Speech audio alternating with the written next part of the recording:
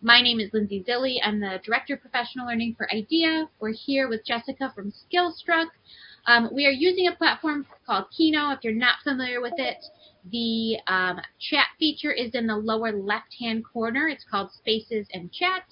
You can chat to the whole group or send individual chats to individual people online as well.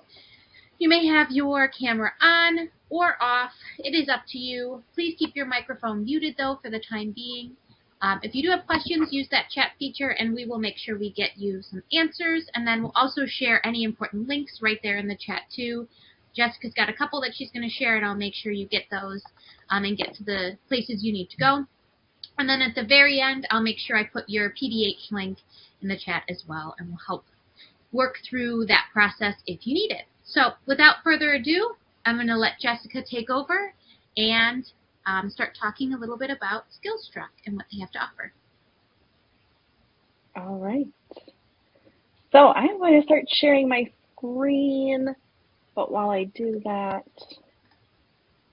just bring this up. So we're going to talk a little bit today about computer science and how we can relate computer science to SEL. So I'm going to pull this up here.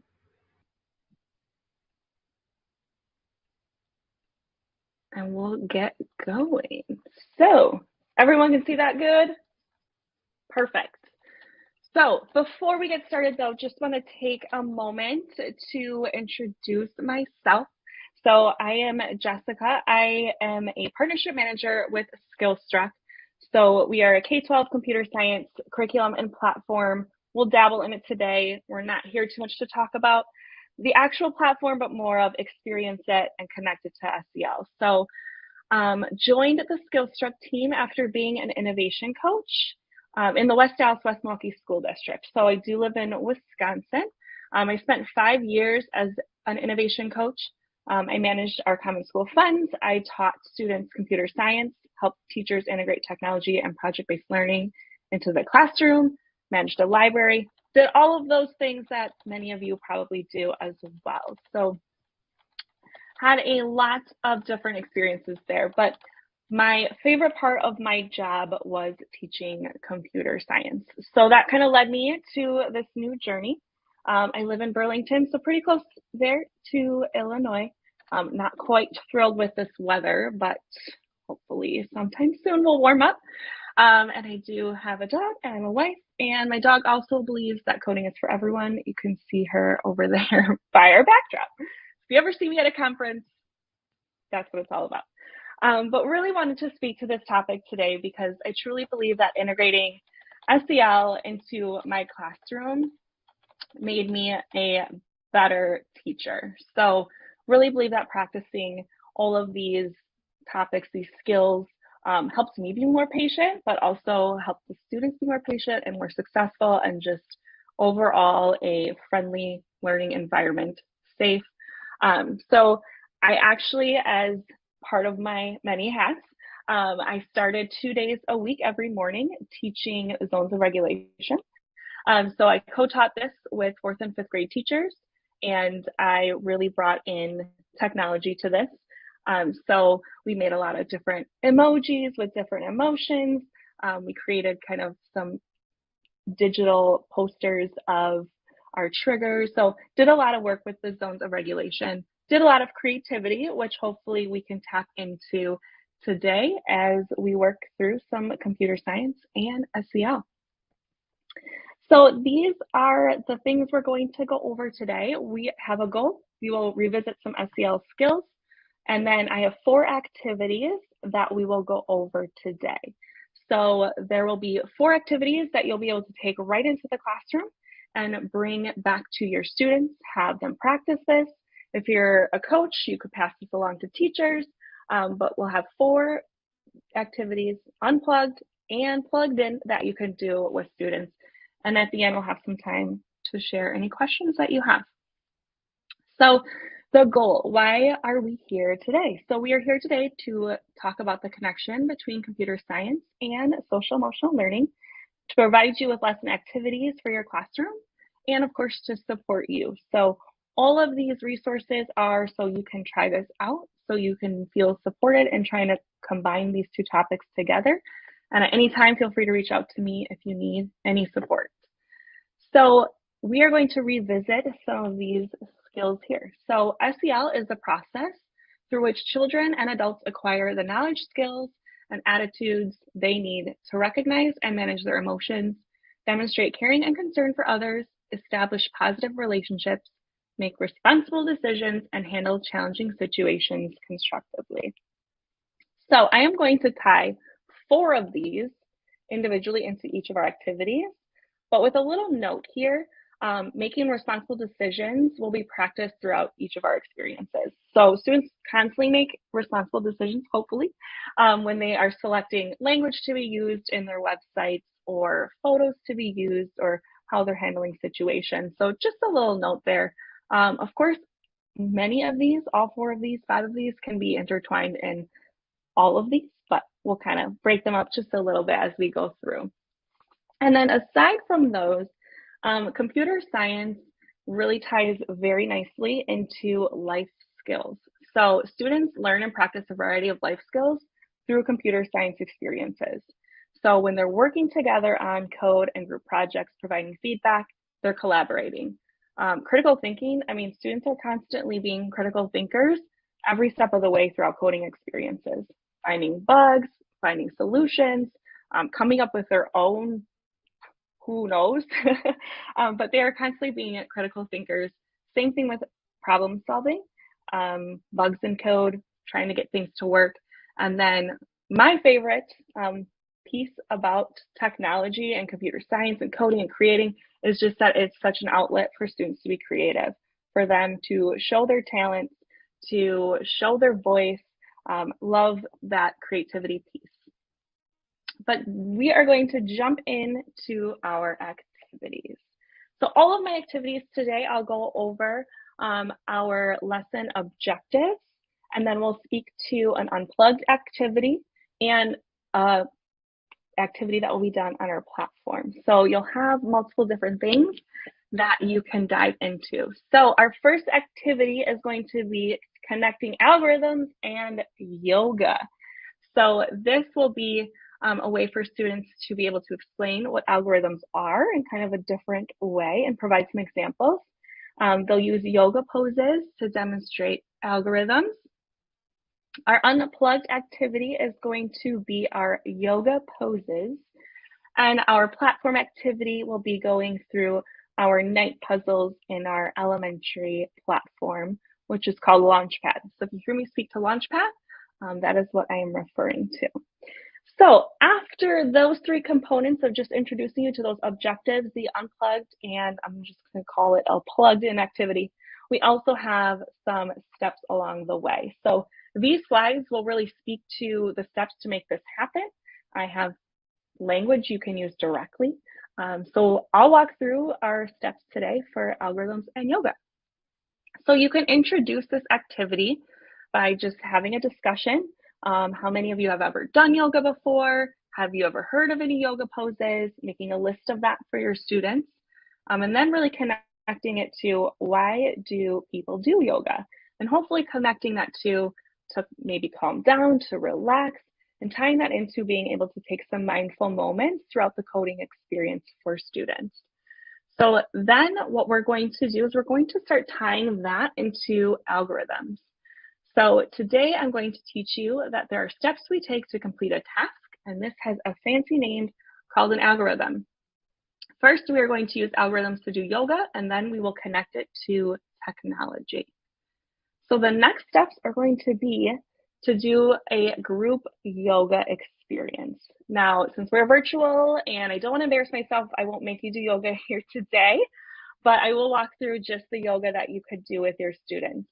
So you'll do a group yoga, but before that, you should model it step by step for students. So just on your own as the teacher, go through step 1, 2, 3, and then do it all together.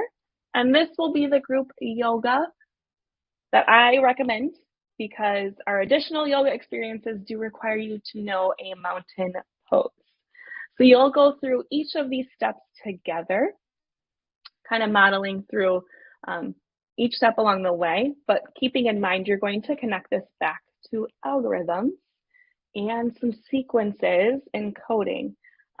So later on, you're going to maybe start at step 3 rather than 1 and really connect to, if you do not do things in order, they will not work out for you. So after you do the group yoga, I have some additional yoga resources for you as well. So if you would like, you can have some additional poses to kind of put around your classroom. Maybe students can do a yoga gallery walk and they could do a little bit more. This will especially be helpful if you want some areas when students are coding and maybe struggle a little bit to go find a space, do a little yoga pose, hopefully refresh themselves to come back. So these additional resources for you are just some additional poses that you can have around your classroom. And this can be for more of a connected experience. Maybe you want to go around and take pictures of students doing these poses to kind of put with these so they kind of know what to expect a little bit. But those are just some additional ones for you. But I do recommend, of course, doing the group one together. So after you do some yoga, whether it be just the group or all of those, you will bring your students back together, asking them who remembers that fancy word from earlier. Hopefully they remember algorithm. And you will ask them, what was it like to have to follow the steps? Do you think you could have done the whole yoga if you had skipped a step or two? Like, would the outcome have been the same? Would you have fallen down? Would you have been successful? So showing that.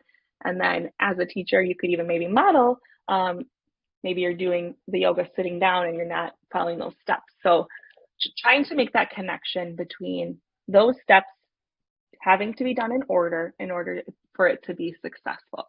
So down here, this last little statement, just like in yoga, computers follow certain steps or instructions to make something happen, and this is called an algorithm. So then you can go in and visit some of our vocabulary. So these slides here are pulled directly from our lesson of algorithms in our platform, which you will see in a moment. But you'll go through and you'll introduce them to the language of an algorithm. If you've already taught algorithms, like if you are a computer science teacher, you can perhaps just refresh their memory.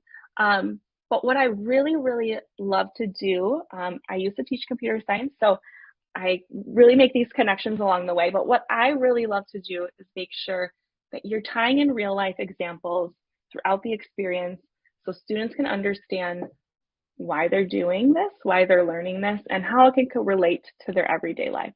So come up with some real life examples of algorithms and then go through our sequence definition. This is an important part of algorithms. So sequencing is the order that things happen, kind of go through that definition, and again, try to connect this into a real experience, tying that directly back to the yoga. And then it will be time to make our technology connection. And we will do this by actually practicing algorithms and some sequencing with coding. So after this, you will have students log in to our Skillstruck Code Playground and complete some of our puzzles. And along the way, encourage students to practice a yoga pose or two if they need a mindful moment as they code. So I'm going to pause there for a moment just to bring up our platform, which I had on a different window. So I apologize if you're seeing a lot of my tabs. But we will open up our platform here. So this is our Launchpad platform. Now, I'm not going to go too far into our algorithms puzzles. I'll just show you how to get there because I would like to spend time today showing you more of our HTML experience because that may be a little bit newer to you than maybe some of our block coding. But after you do yoga, you're going to connect this into algorithms in the platform. So I will share this link with you when we get into some HTML, but this will be our platform for this experience. And this is just our free code playground. So you won't see everything that we have, but you'll see what you need to make these connections between SEL and computer science happen. So when you get in here, there's going to be 2 lessons. The first lesson is going to be sequencing and algorithms. And if you didn't speak to like a full group lesson of going through algorithms, like with those slides. All the information that you need to know about this will be here in the platform for the students. So if you have a bit more independent learners, you could have them go through and maybe just learn this without the slides. Totally up to you and what's best for your students. It can be read to them too, so text to speech. We know that's a lot of text and not everyone can read all of that on their own. But this first lesson here will be our sequencing and algorithms right there. So the next part of it is to go into the puzzles. So this is where we'll really practice going through algorithms. So once you get into here, you will have all these puzzles that you can go through. I recommend starting with algorithms, especially tying this directly back into our yoga. But after that, there will be other ones that you can work through as well for some additional work for students. But as we go into algorithms, the goal is to get our knight to the red door. So you'll go through and you'll make sure that you get your knight to the red door. I would recommend modeling this first algorithm together as a full group, making sure they understand the purpose. And if you need a little additional support, you can bring the textbook back at any time and you can view some instructions over here. But this is just your typical drag and drop experience running our code. What I am going to show you is it provides students some immediate feedback.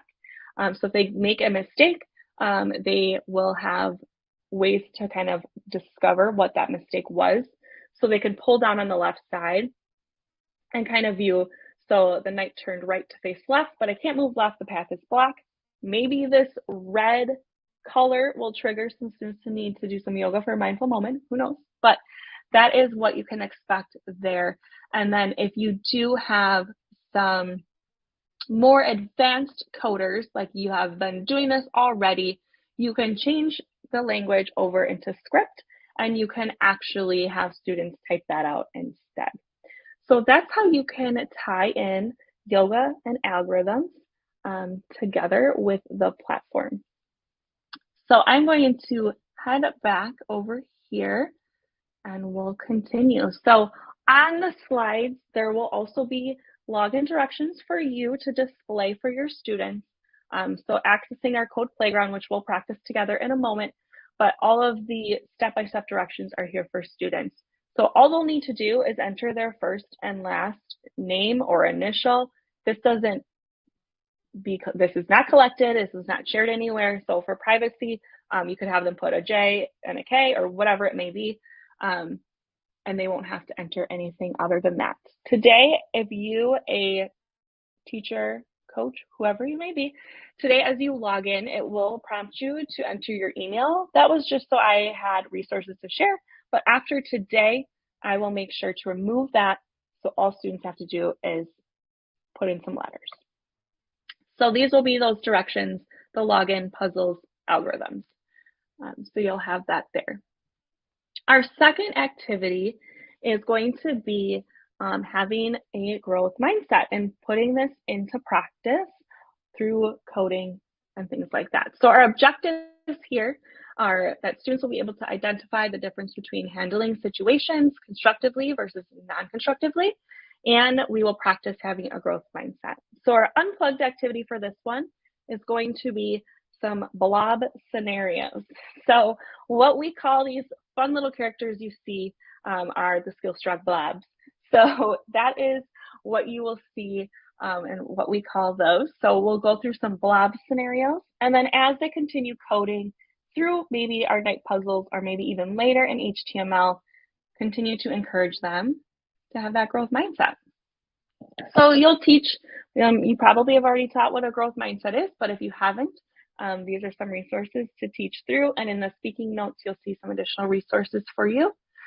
Create a list of sentence stems that promote having a growth mindset for your classroom. Again, maybe you already have this in place, maybe you don't, but this will be important for our unplugged activity.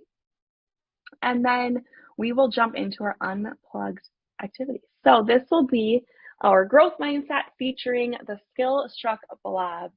So step 1 will be students will read our scenario cards and decide whether or not the blob is showing their growth mindset. And if the answer is no, to decide what they could do or say to practice that or improve what they've maybe said here. So then they'll discuss their answer with a partner, a group, the full class. There's multiple ways you can do this. You could have students do this individually, in a group, with a partner, whatever it may be. And then they'll read the next ones and repeat.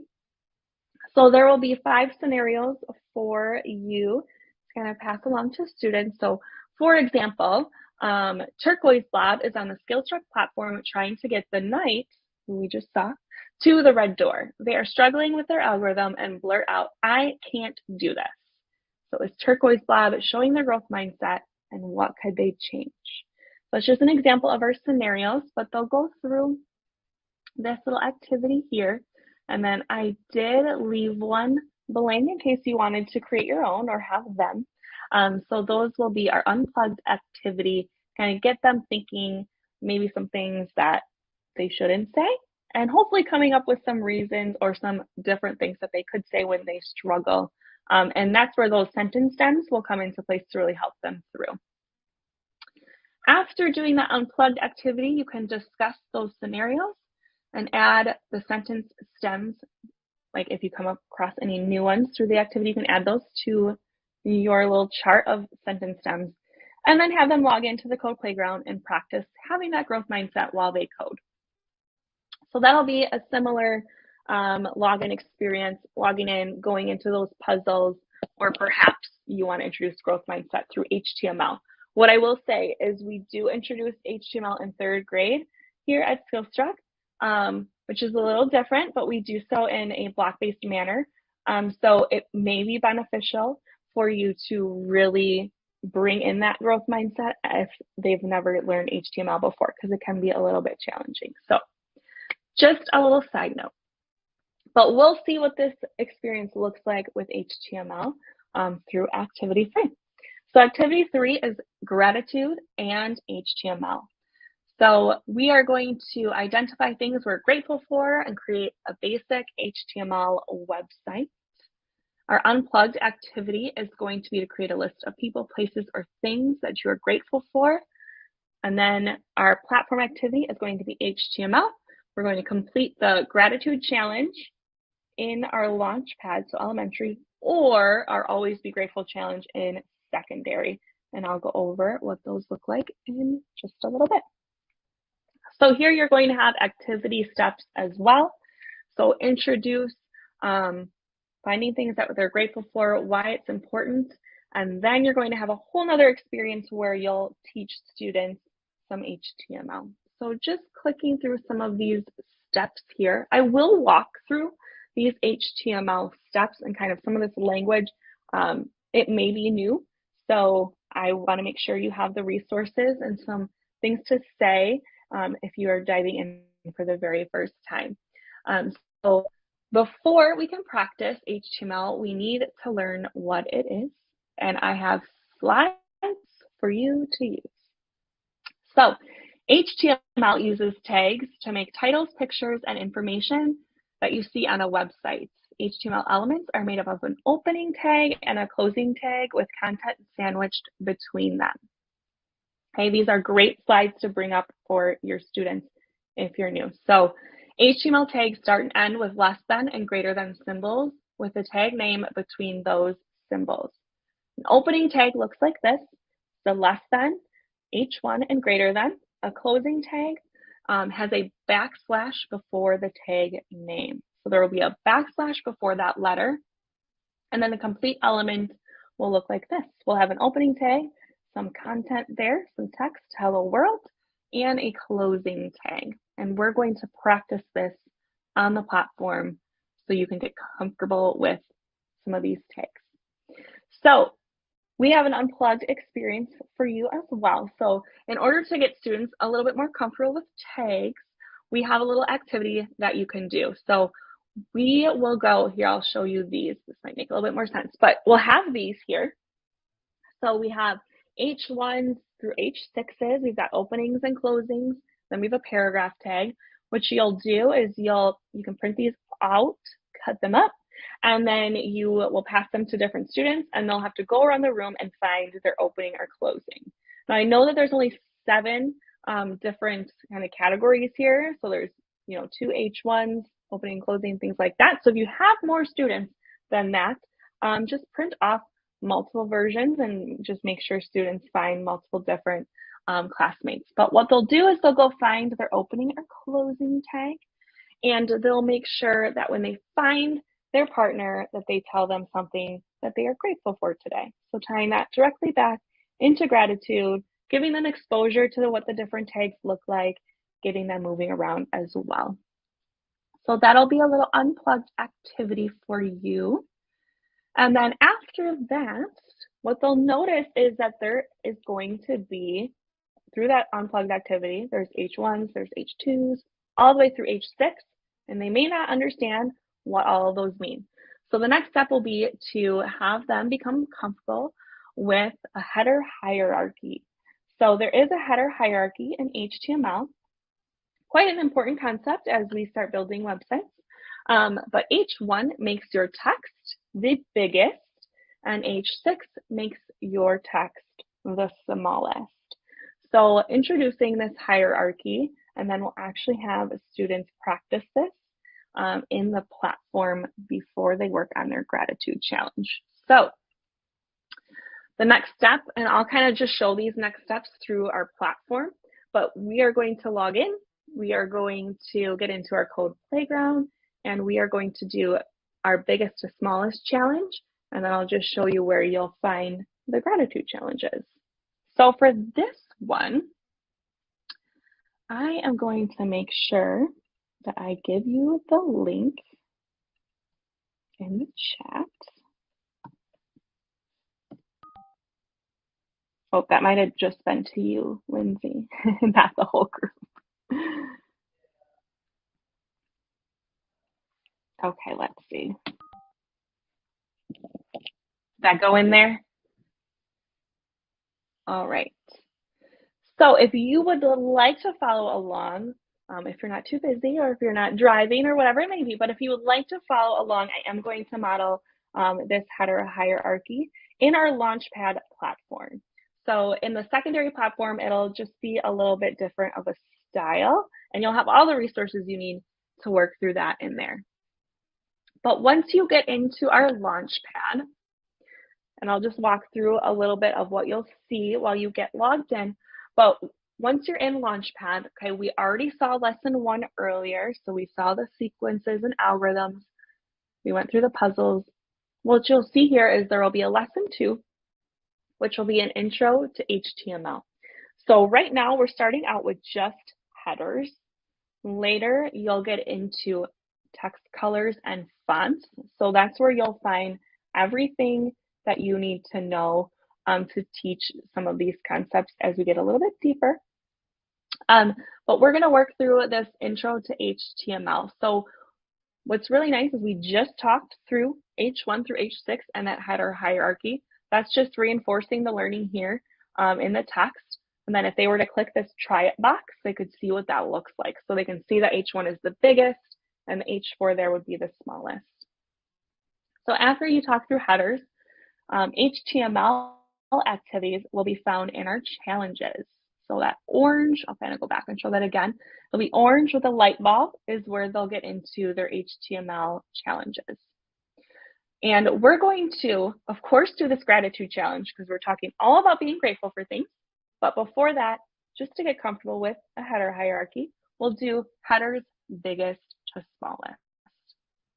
And so this challenge, students will make a list of header tags and they'll create 6 from biggest to smallest. So this will be a time for them to practice on the platform. Now, something that I will speak to is we recommend 3rd grade, maybe even 4th grade, maybe even 5th grade if your students have never done HTML before. We allow this to be done in a block-based format. So it's a little less scary. They're comfortable dragging and dropping. It's just a different experience for them to get started with HTML. So if that sounds like a good fit for your students, what you'll do is you'll have them click on their profile. their little icon in the right corner, and select blocks, drag and drop, and you will click save. And I have all of these directions screenshotted, so if you didn't get all of that, don't worry. But what they'll be able to do then is drag and drop these blocks to practice HTML. So for this one, we're doing 6 header tags. So I'm going to drag header level 1. I'll click back on my blocks. I'll bring in my text. I'll click in that bubble there. And I will type in my text. What's really, really nice is, yes, they're doing this in drag and drop, but they're also seeing it in the bottom corner, all typed out in script for them. So as they maybe work through 4th and 5th grade, or maybe throughout just one grade level, that hopefully will not be too scary for them because they've been being exposed to what that looks like. The other helpful hint here is they can bring their textbook back at any time, using these different things as a reference as they work. But for this, we are just doing different header tags with some text. So you'll go through there and make sure you do 1 all the way to 6. The other thing that I'll show you is you can do a little mix and match. So I can go over here and I can type out my code there. I can sync my blocks and it'll toss a block up there for me too. So maybe you want to have 3 with blocks and 3 with text, whatever it may be, but they'll go through. Personally, I am a little bit quicker with typing it out than I am dragging and dropping because I have had a lot of HTML practice lately. But they'll put in all of their tags, they'll submit their code, the platform will grade it for them and say, you're fabulous, you are complete, great job. If they didn't meet all those requirements, it would tell them you're not quite done yet and give them a hint to continue to improve, probably promoting some good moments to reflect and have a little bit of a growth mindset to keep going. So that's really nice there. After you do biggest to smallest, so just getting them comfortable with header tags, you'll go in and you'll do the gratitude challenge, doing 5 header tags, naming one thing that they're grateful for in each. For this one, it just requires 5 header tags, and they can do all the same size, a mixture, doesn't matter as long as they have a header tag with some text inside of there. So that will be how we do our gratitude challenge and some HTML in the Launchpad platform. I will go back to our presentation here though, and we're going to keep going. And for our next activity, we will talk through our secondary platform, which is Voyage. Please know that in activity 3, you can be in Voyage as well. And as you go through, because you'll get this presentation, as you go through, I have it step-by-step laid out for you of what to do in each platform with examples for you as well. So we didn't go through secondary for the gratitude challenge, but all those directions will be in there for you. So they'll go through and you'll get a feel for what this is all about shortly. But all those directions are there so you can be successful. And our last activity here will be words of encouragement. So demonstrating a caring and concern for others.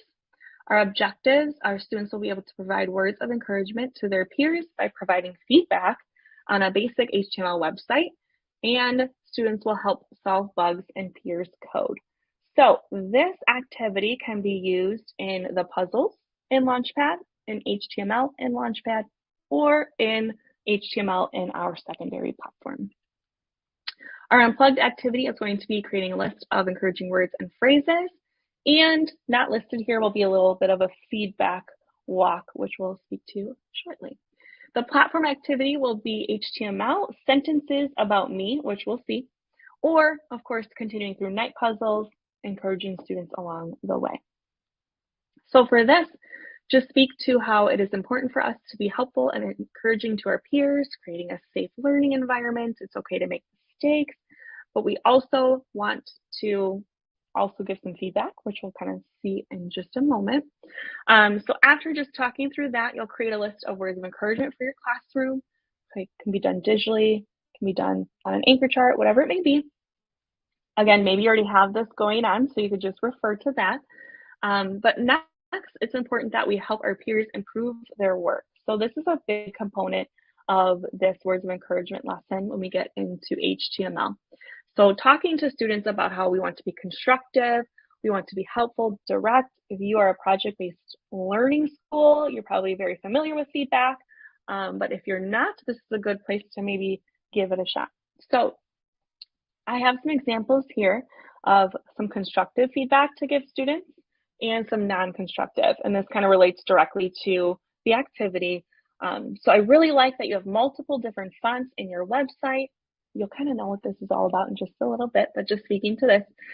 Some of your fonts are a little hard to read. Maybe replace cursive with Arial. Okay, so you want to encourage students to be giving feedback about our websites, how it looks, but of course in a nice constructive way. So kind of going through those examples. And then what you'll do is together as a class, you'll create a list of sentence starters for providing feedback to your peers. Again, digitally, anchor chart, whatever it may be. And then the first part of this will be practicing with puzzles. So if you're going to go the puzzle route, so if you're going to just continue working through events, variables, conditionals, there's a lot of puzzles for you to access with this Code Playground link. So if you're going to do words of encouragement with puzzles, you can kind of maybe skip through the feedback. The feedback is strictly towards HTML. So that's how that will differ a little bit. And while students do the puzzles, you'll encourage students to keep going when they struggle. So if you're going to do the puzzle route, here are your directions that you'll need. But if you're going to go the more HTML route, these are our activity steps when we get here. So after going through words of encouragement, after talking about feedback, you'll get into the platform and you'll practice with some of our challenges. So if you are an upper elementary is where I recommend this. So third grade or above can handle HTML, probably in that block-based manner or text-based based on your learners. So upper elementary will be able to do these HTML experiences. Both platforms, the challenge is called Sentences About Me, and you'll encourage students to keep their sentences very positive. What I really like about this activity and why I kind of selected this is not only is this experience having students encourage each other, but it's also having students kind of thinking about themselves in positive ways. Coming up with sentences about them can be very encouraging, positive, good reflection. So I really like just this whole activity. But while students code through HTML, through the sentences about me, it may be a little bit challenging. So making sure we have those words of encouragement, making sure we have a growth mindset will all be helpful tools for you as you work through. And then after students complete their challenge, which we will do together in a moment, but after students complete their challenge, I'd like you to have them do a feedback walk where they walk around the room and give constructive feedback on their peers' work. So we're going to have some sentences about us. They're going to have different fonts and different text colors. You can even go a little bit further into secondary. I'll show you some tricks to finding additional HTML work. But have them do a feedback walk, okay, trying to help students improve their work while being constructive and kind. And you can do this verbally or on Post-it notes. So I used to do feedback on a Post-it note where I would write on the back of it and then stick it somewhere where then the students couldn't see what I wrote and they couldn't read what each other wrote. So they had to come up with their own ideas. So always a good little trick when you're doing feedback. So in the upper elementary, I'm just going to show these directions, and then in secondary, we're going to actually get into the platform. But in upper elementary, you'll have them log in, same thing. But I would encourage you to read through some of these lessons. So for this activity, they will need to know text colors and fonts. So they'll need to know that information, which is all in the platform that you'll be able to see. And then they'll go into challenges and they'll go into sentences about me. And then here's an example for you. including this is all the code, so you'll kind of get a feel for what that code looks like with a text color and a different font. So if you've never taught this before, good little example for you to look at. And same thing, they can do this in blocks as well. So we do have that style attribute block all available. So again, third graders, they can drag and drop these blocks and give this a shot. So that's a resource. But we're going to get into secondary now, which I will post the link in the chat if you are following along.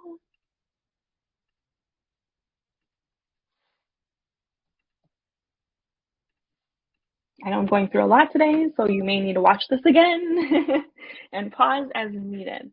But we will get into our secondary platform. I may just need to log in here really quick. So same thing, that link in the chat, you can open up first and last name, and you'll be good to go. So you're seeing a little bit of things that I have going on right now, but I will get us a clean environment here. So what you will do for this, when you log in, you will not see any code if you've never coded before. But this is what you will see when you first log in. So on the left side are all of our lessons. In the middle, we will code. You may have just seen what I was doing up here. These are our project files.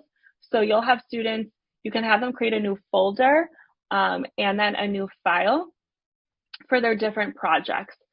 For the free code link that you will be accessing, if you share this link with students, which you are completely free to do so, you may want to encourage them to copy and paste their code into a separate document, because if you share computers or iPads or whatever it may be, their work may not save. So just a little public service announcement, they can copy and paste their code in a separate document. And then if they revisit this later, like if they're not quite done with their project, they can just paste it back into the editor, pick up where they left off. So that's a little trick behind our little free code playground there. But in here, we're going to go through and work on our sentences about me. So on the left here are all of our lessons. So we are working through HTML1. So some of the other activities that I spoke to earlier, when you get into the secondary platform, you'll just go through basics and headers and you'll find it there. But for sentences about me, we will open up fonts and we will click Start Checkpoint. We will go down to challenges. Don't worry, I have a screenshot of every step of the way for you. And then we will open up sentences about me. So this is what students will work through. They'll write 5 sentences about you using 5 header tags. You will, of course, encourage them to pick positive things about them to share. And what they're going to do is they're going to choose a color and a font that goes along with the sentences. And on each header, put the code and all of that, the style first. So if you've never taught this before, all the resources you need will be in these lessons. So students could work at their own pace, or you could do some of this together as a group, but you'll need to know text colors. So you may want to visit the text colors lesson. Same thing, well, you'll have done headers if you did the gratitude challenge from earlier, but that is where you can find some additional resources. If you want to continue to push students further, you could have them add a background color. You could have them add an image to their sentences about them. So just know that all of these are available to you for you to work wherever your students are at.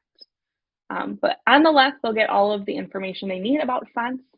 These try it boxes will show them different fonts and things like that. So helpful for them to visit that as well.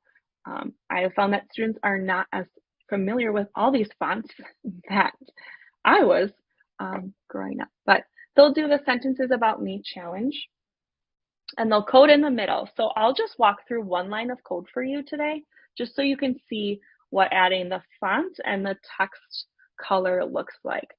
So the first one is going to be H1, and I'll do style. And the header number doesn't matter for this. So if students want to do all H1s, all H6s, whatever it may be, they can kind of pick. But when we are adding different attributes to our different headers, we are going to, right after H1, so right after the number 1, we're going to do a space and we're going to type in style, and we're going to do equals, and we'll do quotation, quotation, and then we'll go back inside of those quotations and we'll do color, a colon, and then type the color, and then we'll do a semicolon. And I'm just going to model it this way for now, because I find that it is helpful to do one step at a time with students rather than having them do a text color and then do a font, especially if they've never done this before. But my name is Jessica, and then I'll close that up with a closing tag. Another thing you may want to do if you are just beginning is maybe you want to have them have an opening. You want to have them type in, here, I'll do the second line. I do love to sing, but I'm not very good. So you may want to have them have an opening, their text, and then their closing before they do anything with styles. That just might help them organize their brain.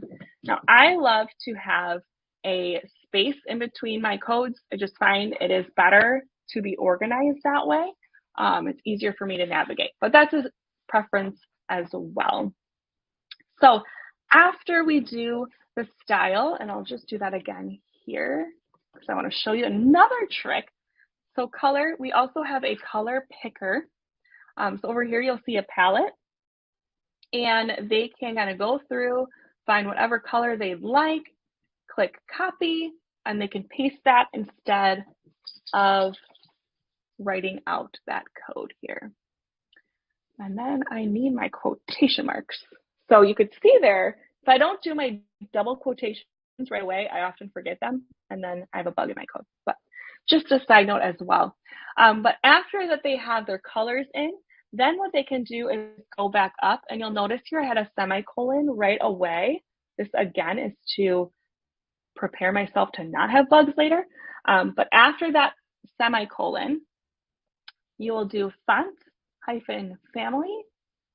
You will do a colon, and we'll do impact. And since we're only doing a color and a font today, you don't really need the semicolon, but sometimes it's helpful to just have it there in case you want to add anything later. So you will go through, write 5 sentences about you using the header tags. You'll make sure each sentence starts with these starters, adding a color and a font. And then after students do all of that, that is when you will open up and have a little bit of a feedback walk. So maybe students' colors are hard to see or their fonts are hard to read, and that's when you'll have that experience for them as well.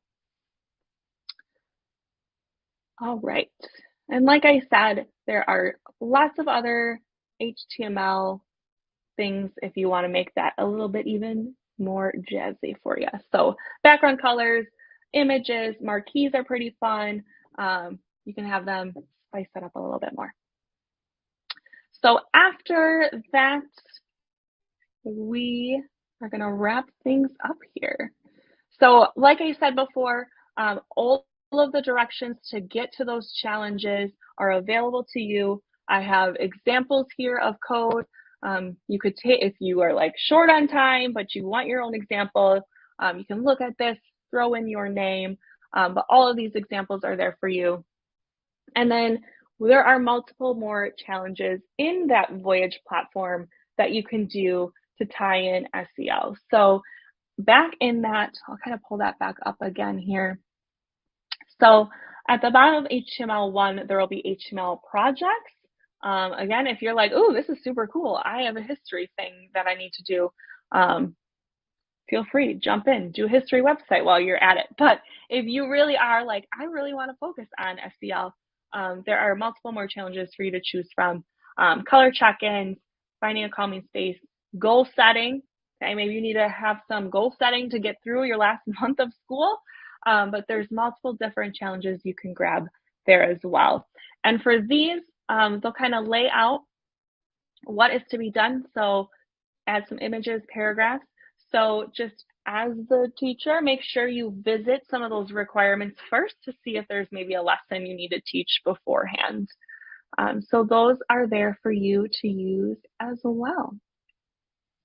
But going back to here, just wrapping up, I know we probably didn't have many of examples to share out, so we'll skip through that part. But what to expect next, you will be receiving all the resources from today. So this presentation, this recording, and then those links to share with students will be available for you, so you can do this right with them. Again, Launchpad will be elementary, so you'll see that language, and I'll make sure to put elementary by it, and then Voyage is secondary. And then if along the way you need any support using these resources, please feel free to reach out to me. I'll make sure the email's on the slide, but I'll make sure that you have that as well. But feel free to reach out if you had any questions along the way. If you've never taught HTML and you want to, but you're a little scared, I'd be happy to meet with you one-on-one, walk you through this, and make sure you have everything that you need. So before we go, we can kind of spend some time if you have any questions, any comments, anything you're wondering about, feel free to put them in the chat or speak out.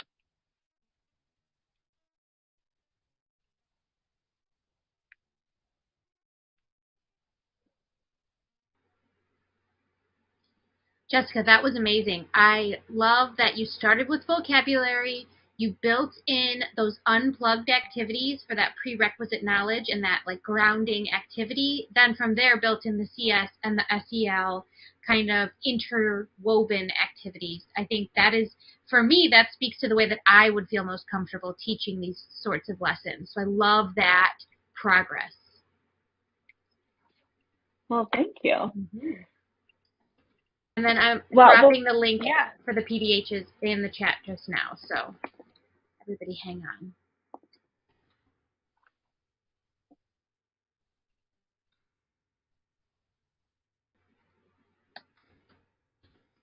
I'm not fast at typing like you.